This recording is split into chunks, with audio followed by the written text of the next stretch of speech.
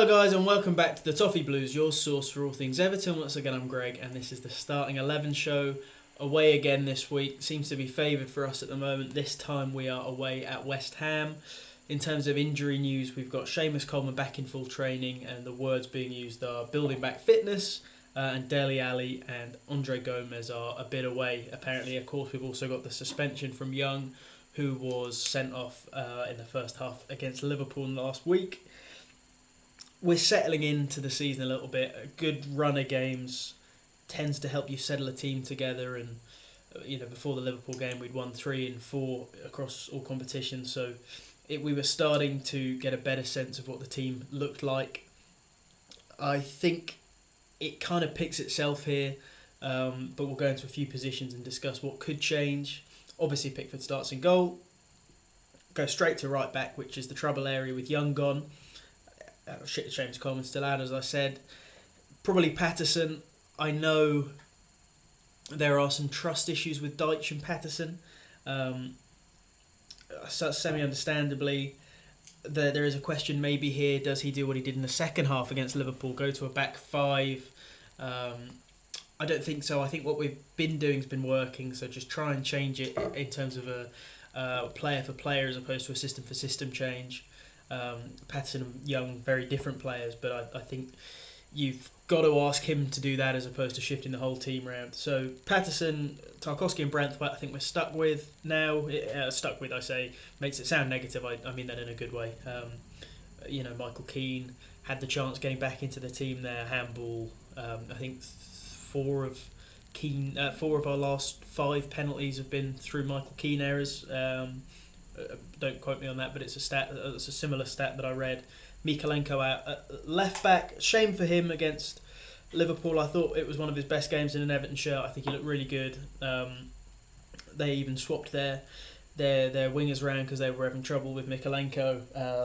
And then, of course, we completely fell out of shape and it didn't go so well for him. I thought he was still doing some very good firefighting and reaction play, considering he was playing in a system different to what he'd been tasked with for the game, but I thought he played well.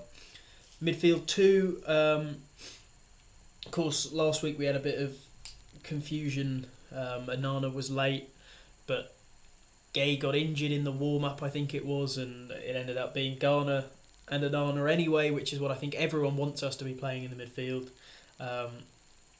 Idrissa Gueye, of course, monumental in his ability to break up play and make interceptions, but I just think he stifles us so much when we're turning around and trying to turn what he's done well defensively into attack. He really struggles to move the ball through the midfield quickly, whereas Onana and Garner give us a few different options in terms. Garner's passing range is wonderful, and Onana's good at carrying the ball, I believe. So I'd stick with those two. Of course, you've got Doucouré in front of them, on the verge of signing a new deal. Seems to be pretty integral at the moment in any goals we score, especially the most important ones in the most important moments. Really noticed in the last few games that his passing in tight positions, and he gets into a lot of tight positions because he's just in and around outside the box. If a play breaks down, the ball falls back towards him, or one of the midfielders pass it into him. He's really struggling with passing in those tight spaces. There's 101 times where I watched him get the ball. Either he's got his back to goal or progressively looking forward, and he just knocks it into one of their players, or he takes one touch too many.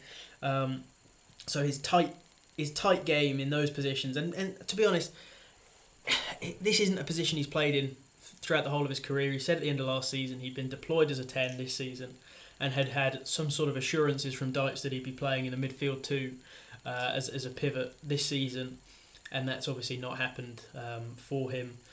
We didn't manage to get a number 10 in Ali. Dele Alli's not fit. Gnonto probably would have played in there. Danjuma could play in there, but Doucouré's just proved so capable there in terms of his product in goal scoring that there's no reason to get rid of him from that position. And our centre mid options have looked good, so he's stuck in that position. And to be honest, he's probably not had to play that kind of. He's had more freedom in more central midfield roles than he's having trying to work in those tight spaces in and around the box. That's just my assessment of Doucouré in that position. People may disagree. Then, of course, the wide players, I think, choose themselves, and I think this is probably one of the better wide partnerships we've had for a long time. Dwight McNeil out on the left, and Harrison out on the right. Harrison's looked quite sharp. I thought he looked really sharp in his first start a couple of weeks ago against Bournemouth. Great goal. Dwight McNeil still looks good. Good delivery. And of course, both of them will be desperately trying to feed Dominic Calvert-Lewin.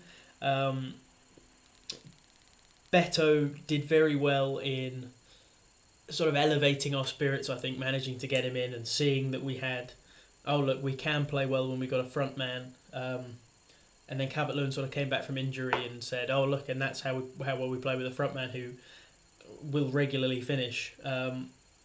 So Beto's been left somewhat redundant, but I hope to see him, making those cameos he gets count for more. But I think Calvert-Lewin gets the nod here. So for me, it's Pickford, Patterson, Tarkowski, Branthwaite, Mikolenko, Onana and Garner. Doucouré just in front of them, and then McNeil, Harrison out on the left and right, and Calvert-Lewin up front. Would you change anything with that? Would you change shape? Couple of players who are sort of in the lurch at the moment. The name that comes to head is Ben Godfrey. Do you think there's any way for him to break back into this team? Do you think this team's good enough on paper? For me, I look at that and I think really happy with the midfield three. Maybe the balance is just off. The centre back partnership, you've got the nice partnership of young, exciting, and old and experienced. Wing backs or full backs are certainly a position that I look at and think troublesome. I don't think Mikolenko is a back four full back. Nathan Patterson's young. There's definitely a player in there. Wide players good, striker good, goalkeeper good. I just worry about those full backs. What do you guys think? Who would you be looking at? Do you think the solutions are in our squad? And yeah, let me know. Hopefully I'll see you next week, and I'll just say more of the same because we've walked away with 3 points. Cheers, guys.